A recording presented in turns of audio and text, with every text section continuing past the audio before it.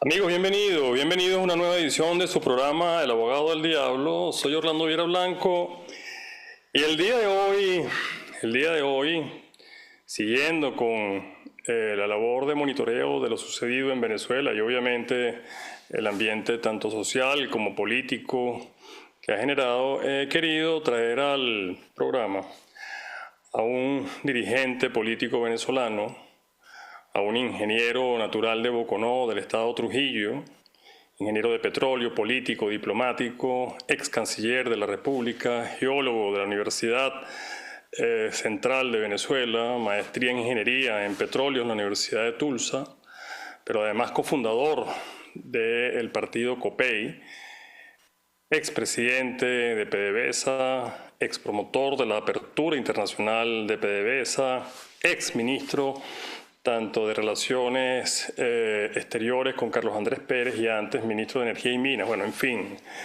quise invitar a un hombre de la jerarquía y el peso político de Humberto Calderón Berti porque creo que los desafíos que se presentan en este momento en nuestro país requieren de una mente con la sabiduría de nuestro invitado. Bienvenido, querido Humberto, y gracias por aceptar nuestra invitación. Muchas gracias, querido embajador. Gracias por las palabras introductorias y la generosidad que las mismas envuelven. No, merecida. Bueno, Humberto, habíamos eventualmente conversado de un esquema del programa porque la situación de Venezuela a la emergencia política, al terremoto, vamos a llamarlo estrictamente físico, que se le suma todo este terremoto también cultural y político que seguimos padeciendo. Y tú como exministro, como excanciller, como hombre de petróleo, que has participado activamente en lo que fue la Venezuela pujante que todos vivimos, son tus primeros pensamientos a partir de todo esto que estamos padeciendo? Bueno, evidentemente de tristeza, de pesar.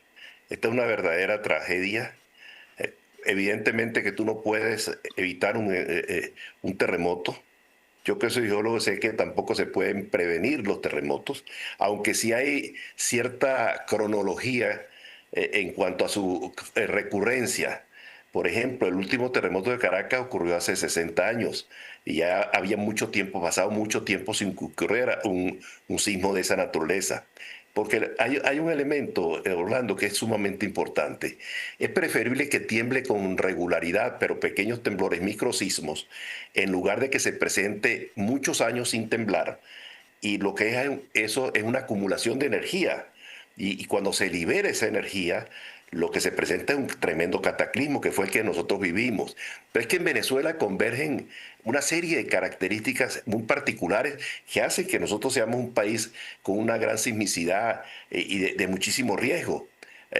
Recuerda que nosotros, el territorio venezolano, está lo que es tierra, básicamente, en la placa la tectónica de Sudamérica. Pero en el Caribe hay otra placa tectónica que se mueve y se metió por debajo de la placa de Sudamérica, que es la placa del Caribe. Esas dos placas están en equilibrio y han originado un sistema de fallas en el territorio nacional que son muy activas sísmicamente. La falla de Bocono, que lleva el nombre de mi pueblo, por cierto, que sale Señor. desde Yaracuy, atraviesa Lara y se mete hasta Colombia, que es la responsable de todos los grandes terremotos del occidente de Venezuela.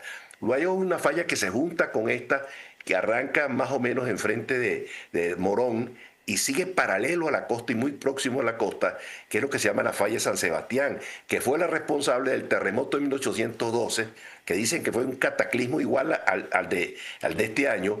Fue el responsable del terremoto de 1967 y el responsable de este terremoto del año 2026. Y la tercera falla es la falla del Pilar, allá en el oriente, que es la responsable de la destrucción de Cumaná, el año 20 y pico, 29, de Cubagua, que fue antes que eso, y de Cariaco, el año 97, una falla, un movimiento sísmico muy fuerte en Cariaco que se acabó con esas poblaciones de esa zona. Entonces, Venezuela, eso es recurrente. Frente a eso, ¿qué hace el ser humano? Tomar previsiones, es lo que debe hacer el ser humano, tomar previsiones. Ahora, en el caso de La Guaira, se unen varios factores que son extremadamente peligrosos. El primero de ellos enfrente la falla San Sebastián. El segundo de ellos es que todos los asentamientos, casi todos los asentamientos del litoral, están hechos en lo que geológicamente se llaman conos de deyección, los abanicos de la orilla del mar. Los ríos vienen de la montaña cargados de rocas y de sedimentos y lo van depositando en lo que llega a los planos, porque se abren. Entonces Caraballeda es un cono de eyección. La mayoría de los asentamientos están en conos de eyección. Eso es lo que llaman popularmente los abanicos. Esos son sedimentos sueltos que no tienen consistencia, no es roca viva. ¿Y por qué, por ejemplo, se caen casi todos los edificios de Caraballeda y no se cayeron los que están en los cerros al lado? Porque en rocas metamórficas y en rocas ígneas, la longitud de onda es determinada, por supuesto dependiendo del temblor, pero cuando es sedimento suelto, cuando es suelo, lo que es lo que hay ahí, un suelo, la onda sísmica se multiplica por 3, por 4, por 5, o sea, la longitud de onda. Fíjate lo que ocurre en Caracas. Caracas no hubo un solo barrio popular del sur donde se cayera una casa. No se cayó ningún edificio en el sur de Caracas. No se cayó en los cerros de Petare no se cayó una casa. ¿Por qué se caen los edificios en el norte del valle? Porque eso es una cubeta. Todos los sedimentos vienen del Ávila durante miles de años.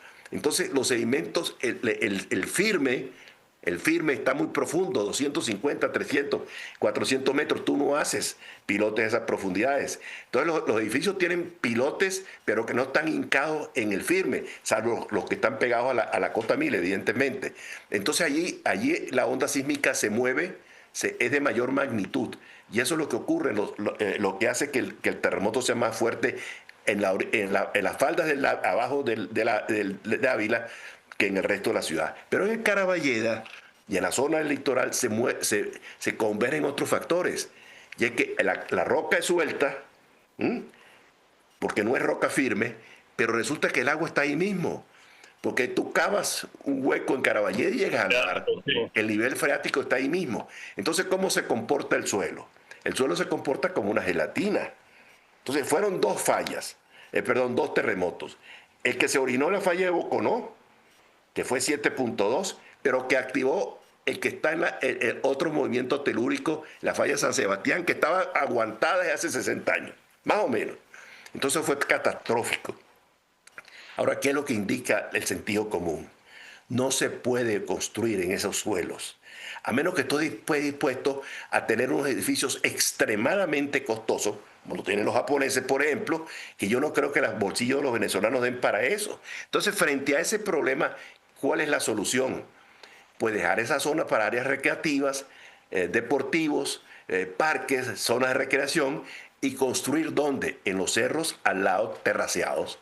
Esa es la solución. Ahora, aquí hay alguien que quiera hacer edificios muy costosos. Es posible, técnicamente se puede hacer edificios que resistan esos terremotos, pero van a ser muy costosos. Ahora, la gente tiene bolsillo para eso. Hay que tomar previsiones, mi querido amigo, eso es todo. Y ahora ¿qué es lo que, ahora, ¿qué es lo que nos queda? Sí, tenía un invitado en estos días, el profesor Andrés Tremante, que decía que aquí no hubo prevención ni hubo mitigación.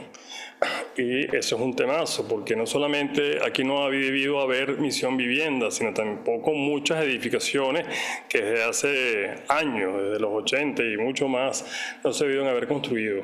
Tengo que ir al corte, señor. Querido Humberto, tengo que ir al corte, pero ya en el próximo segmento quiero que entremos, por cierto, en el candelero del abogado del diablo, porque ahora vamos a hablar de cómo esta tragedia, esta catástrofe se puede manejar en lo político, y en eso también eres un experto. Ya venimos. Un gusto.